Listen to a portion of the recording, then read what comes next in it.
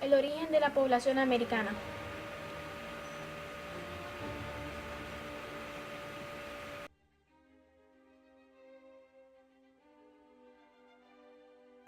Los verdaderos descubridores de América fueron los primeros habitantes del continente y los primeros en dar respuesta acerca de sus propios orígenes. Para ello, acudían a la descripción de mitos como el de la creación del ser humano a partir del maíz, tal y como lo concebían los mayas. Durante la colonización europea se despertó el interés por conocer el origen del poblamiento americano. Las respuestas eran ofrecidas principalmente por teólogos, quienes explicaban que todos los seres humanos procedían de Adán y de Eva. En el siglo XIX, con el aparecimiento de la teoría de la evolución de Charles Darwin y los descubrimientos de fósiles humanos, se retomó el problema del poblamiento americano. Fue hacia fines del siglo XIX y principios del siglo XX cuando surgieron las tres teorías clásicas de poblamiento de América. Teoría autoctonista.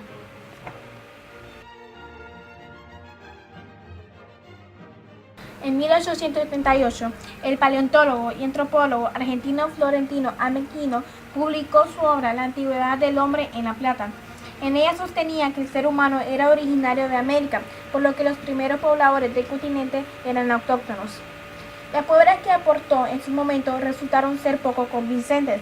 El mérito de Amequino radica en haber sido el primero en plantear una verdadera teoría o modelo de explicación acerca del poblamiento americano. A fines del siglo XIX, Florentino Amequino realizó importantes aportes en los campos de la paleontología y la geología de su país. También planteó una hipótesis sobre el origen del hombre americano y del mundo en general. Para él, los humanos habían evolucionado en las pampas argentinas y de este lugar habían migrado al resto del planeta.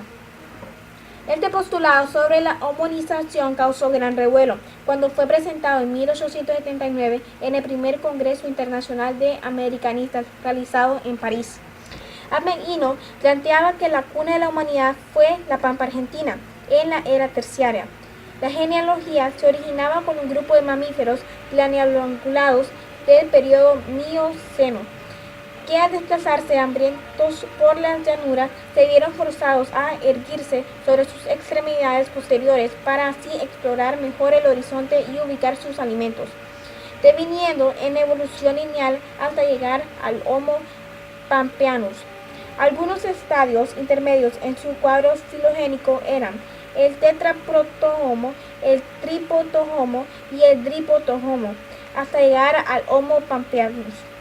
Estos géneros se habían difundido en la primera instancia hacia Norteamérica y luego al Viejo Mundo en varias oleadas migratorias, cuando cruceros supuestos puentes intercontinentales a fines de la era terciaria. Teoría unigenista. En la fase neandertal del hombre, publicado en 1927, Ardikla dio a conocer su teoría más importante, donde sostiene que todas las razas humanas tienen un origen común. Sostiene que el hombre americano se origina en Mongolia debido al parecido físico y cultural. No se realizó este poblamiento de una sola vez, sino que se realizó en varias migraciones. La teoría del origen único, planteada por el checo Alex Ardikla, explicó cómo llegaron los primeros pobladores a América. Según esta teoría, la migración de los indios americanos provino de Asia, nacido en Bohemia, radicado de muy pequeño en Estados Unidos y luego en París. Este antropólogo físico también fue conocido por sus estudios sobre los neandertales. Durante gran parte de su vida académica, Ardikla se dedicó al estudio del Homo neandertales en profundidad y trató de demostrar que el Homo sapiens venía del neandertal. Por ende, todas las razas tenían un origen común, situada en el Viejo Mundo. Como bien dijimos, Ardikla pensaba que el Homo sapiens provenía del neandertal, especie que se había extendido únicamente por África y Europa. Cuando comenzaron a mirar hacia otros sitios, fueron construyendo distintos grupos geográficos que hoy en día delimitan las etnias que conocemos. Esto sentaría las bases para desarrollar la teoría del origen único. Esta teoría definía que los primeros pobladores de América fueron cazadores paleo-mongoloides asiáticos que ingresaron por el estrecho de Bering a fines de la glaciación de Wisconsin del período Pleistoceno. Las oleadas migratorias habían ingresado por el valle de Yukon de Alaska para después dispersarse por el resto del continente. Ardikla era partidario del origen monorracial del indígena americano, según él, entre los indios de América. Hay un conjunto de caracteres comunes que sugieren un origen común general. Este aire de familia se debería a que todos descienden de un tronco común, el asiático mongoloide. Esta teoría inmigracionista asiática se apoyó básicamente en semejanzas antroposomáticas entre el hombre asiático y los amerindios.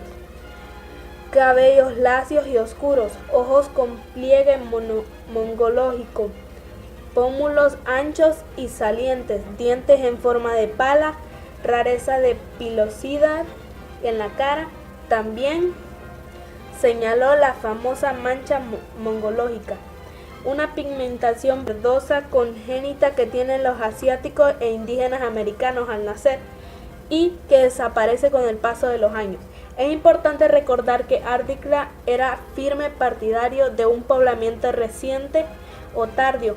Para él, las primeras bandas llegaron recién cuaternario 12.000 años antes de Cristo, si bien es cierta que la ruta de inmigración asiática es ampliamente aceptada por la comunidad científica internacional. Ardikla tuvo y tiene detractores. El punto más atacado de sus tesis monorracial, sus críticos Paul Rivest y Mandes Correa consideran que aparte de los mongoloides también llegaron otros grupos migratorios paleolíticos como melanesios y australianos. Teoría poligenista. Es una teoría sobre los orígenes del hombre que postula la existencia de diferentes linajes para las razas humanas. Algunos de sus defensores derivan sus postulados de bases científicas y otras bases pseudocientíficas o religiosas. Se opone a la teoría dominante en antropología, que es el monogenismo. Conviene diferenciar el término poligénesis, aplicable al origen múltiple de un hecho o proceso, y del poligenismo, aplicable a la doctrina que sostiene que efectivamente tal origen es el que explica la existencia de tal hecho o proceso. Algunos mitos de creación diversas culturas muestran narraciones interpretables como una explicación poligenista de origen humano. La interpretación poligenista de la Biblia es una exégesis poco común que hasta mediados del siglo XIX se consideraba herética.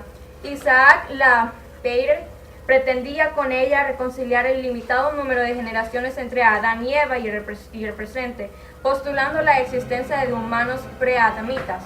Parecía difícil de asumir que las razas humanas se hubieran desarrollado dentro del marco temporal comúnmente aceptado por los tiempos bíblicos.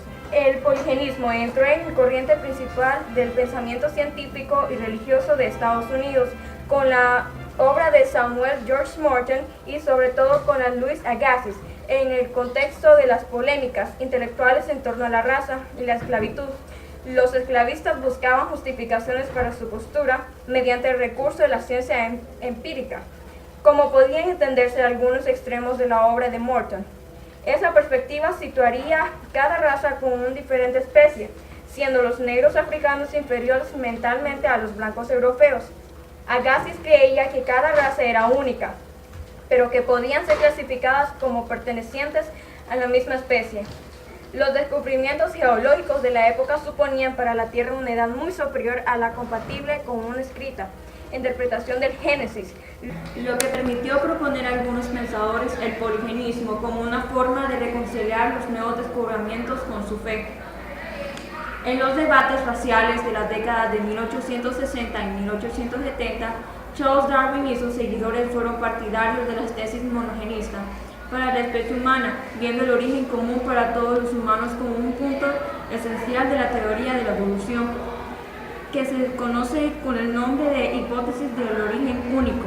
Ernst Haeckel uno de los principales divulgadores de las ideas de Su propia interpretación en el mundo de la habla alemana. Atacaba este punto de vista argumentando que los seres humanos no formaban una sola especie, sino un género, dividido en 9 especies separadas que habían evolucionado separadamente desde la grabación del habla. Las tesis de Haeckel mantuvieron influencia hasta el siglo XX. El poligenismo fue duramente criticado por la Iglesia Católica, especialmente a partir de la encíclica Humani Generis, que al tiempo que entendía compatible el evolucionismo, ponía serios reparos a la compatibilidad del poligenismo con la doctrina del pecado original. A fines del siglo XX, la obra del antropólogo Carl Huhn es más cercano a lo que puede considerarse un poligenismo moderno, que postula que la evolución hacia el actual Homo sapiens moderno se realizó separadamente en cada raza humana.